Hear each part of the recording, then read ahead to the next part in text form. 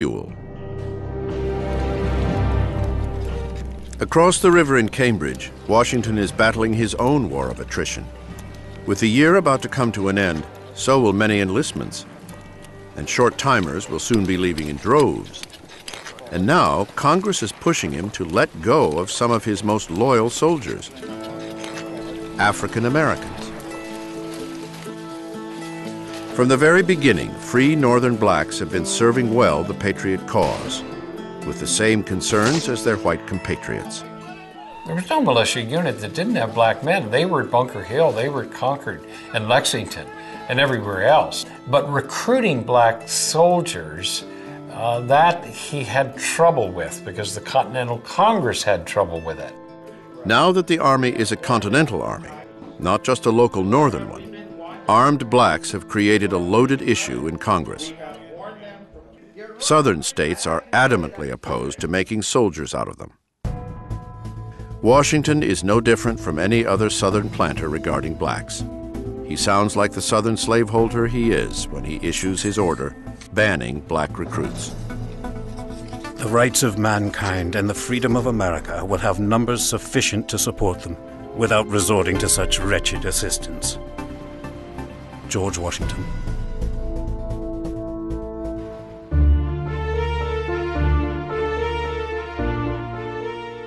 The great irony is that the one man closest to the general is a black man, his slave, Billy Lee.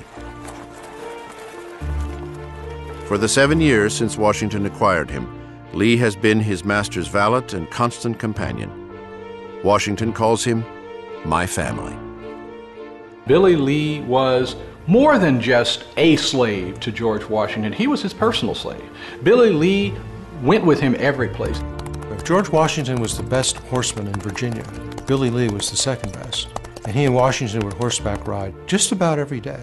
And so the two of them presented quite a picture that was noticed over and over by people at the time who wrote about Washington and his male servant, Billy Lee. You could say that Billy Lee, in fact, was a close friend of George Washington, even though he was a slave. Washington and Congress's decision to reject black soldiers plays perfectly into the enemy's hands. The royal governor of Virginia, Lord Dunmore, issues a proclamation that welcomes blacks to the British side. I do hereby declare all indentured servants, Negroes, or others that are able and willing to bear arms, free, they joining His Majesty's troops as soon as may be. Lord Dunmore. The Dunmore Proclamation wreaks havoc throughout Virginia. Thousands of slaves flee their masters for this chance at freedom. If you have the opportunity to throw in your lot with people who are promising you a much better situation than you have had, you'd be silly not to take that promise seriously. It was the best opportunity for freedom they had ever seen, and they never knew whether such an opportunity would ever present itself again. You know, Thomas Jefferson estimates that in Virginia alone, 30,000 African Americans walked off to plantations, and many of them became British soldiers. So for the British, this is wonderful.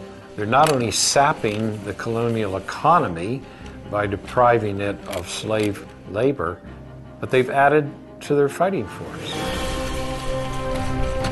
Free blacks travel secretly from plantation to embolden slaves to escape. If they are caught, they risk death or torture. While the fight for liberty in the South threatens to blow the slave culture apart, the approaching new year threatens to dissolve Washington's northern